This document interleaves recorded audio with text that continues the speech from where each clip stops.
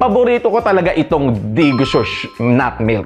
I think this Digosure milk is number 1. Grabe! Nakakatuwa talaga ang Digosure milk. Digosure. At dahil napatunayan ko na maganda ang Digosure, gusto ko itong i-recommend sa lahat. Subukan nyo rin ang Digosure. I can confirm just 2 cups of Digosure per day, patients will regain their flexibility and be comfortable in their movement without any concern about joint pain. Dati, madalas sumasakit ang aking tuhod at likod, pero simula nang uminom ako ng Digosure, nakatulong ito sa aking katawan. Mas madali na akong nakakagalaw at nakakapag-exercise. Talagang nakakatulong ang Digosure dahil lumalakas ang aking katawan. Sorpresa! May pasabog na promo ang Digosure para sa mga bagong customer. May bonggang discounts at regalo, konti lang ang slots, kaya order na para mauna sa mga regalo at alok ng Digosure. Completely different from animal milk, Digosure milk uses 100% plant protein, so it is absolutely safe with no side effects and does not contain lactose.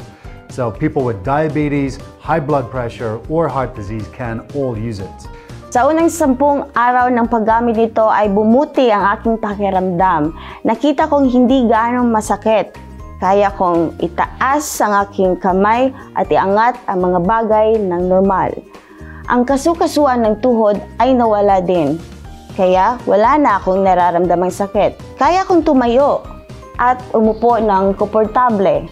Pati na rin maglalakad ng malayuan. After only 1 month of use, hindi na naririnig ang kasukasuhan ng tuhod ko at napakadaling lumuhod. Hindi na masakit o masakit na napakasaya ko. Wala nang sakit, mas masarap kumain, mas mahimbing ang tulog. Gumising sa umaga ng refresh at mandi-manhid, lalo na wala ng cramps sa umaga pagkagising. Digosure milk is trusted by millions of joint pain sufferers in the Philippines to improve health, and I myself use it daily to protect joints and improve my health. Ang Digosure ay nagkakaroon ng programa sa promosyon upang matulungan ang lahat na ma-access ang produkto. Limitadong oras at dami. Order na! This product is not medicine and is not a substitute for medicine.